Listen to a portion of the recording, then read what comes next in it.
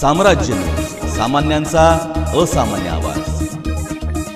भारताचे उपराष्ट्रपती जगदीश धनखड यांनी आपल्या पदाचा राजीनामा दिला असून केंद्र सरकारच्या गृह मंत्रालयाने 22 जुलै रोजीच्या राजपत्र अधिसूचनेद्वारे त्यांच्या राजीनाम्यास अधिकृत मान्यता दिली आहे। यासोबतच देशाच्या दुसऱ्या सर्वोच्च घटनात्मक पदासाठी नवीन निवडणुकीची प्रक्रिया सुरू झाली आहे।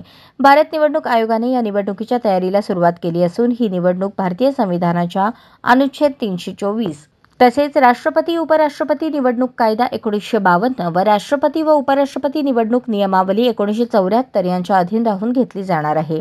लवकरच निवडणूक आयोग औपचारिक अधिसूचना जाहीर करणार असून त्यामध्ये नामनिर्देशन दाखल करण्याची अंतिम तारीख, अर्ज छाननी, माघार घेण्याची अंतिम मुदत, मतदानाचा दिनांक आणि मतमोजणीची प्रक्रिया याबाबत माहिती देण्यात येणार आहे।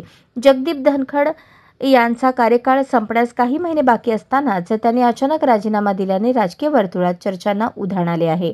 दरम्यान नवीन उपराष्ट्रपती पदासाठी संभाव्य उमेदवार कोण असतील याकडे सर्वांचेच लक्ष लागले आहे।